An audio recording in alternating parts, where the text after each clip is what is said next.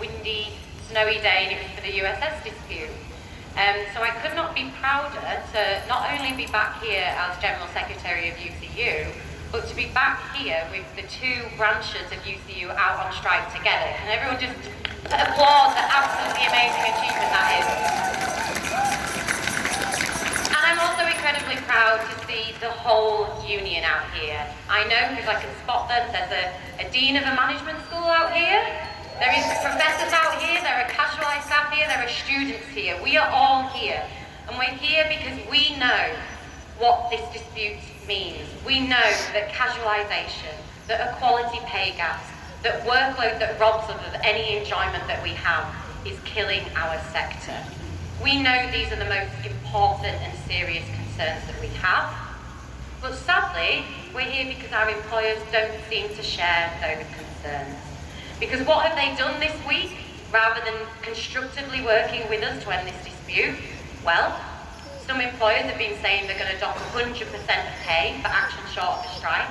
That's merely working to contract. You know, that's an acknowledgement of the £3 billion worth of unpaid labour that keeps this sector going.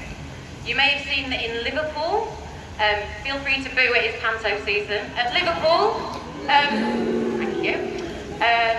That their university was threatening students that if they didn't cross picket lines, that international students could possibly be deported because of attendance monitoring. That disabled students might not get their payments if they weren't in lectures. And just this morning before I came here, I was in Birmingham and I was speaking to an academic member who was on strike there, who was telling me that Warwick have taken the exceptional decision to delay their Christmas pay date to Christmas Eve to facilitate strike pay deductions in December. Yeah, bastards was what that man said.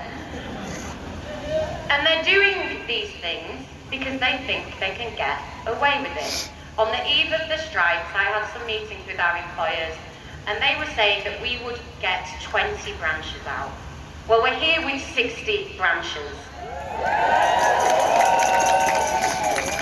And we know already, as Robin has just said, that what has happened this week is that UCU, who is negotiating with us on pay, have already moved. Things that they said they could not possibly discuss with us nationally, workload, casualisation, they are doing so. So we know what they've been saying before isn't true. But what we also know, and for those of us who were on those USS picket lines, is moving employers takes direct action. So there's a few things that I need you to do for the rest of this dispute. We need to make, despite the fact the weather is never with us when we are on strike, we need to make the rest of this action just as big as every day has been and just as big as any dispute we've had in the past. Because a lesson from down the M1 in Nottingham. Yesterday evening, I was at Nottingham College's UCU victory party. You might not be aware, but earlier this year, the management of the college tried to force a lot of people onto new contracts, forced them to sign those contracts. Workload was a big part of that dispute, and the branch went into disputes about it. They took 15 days of strike action earlier this year, which is so bold and huge. And they voted to take 15 days extra of strike action. And it was at that moment, management just crumbled. Every single demand that the college made was granted.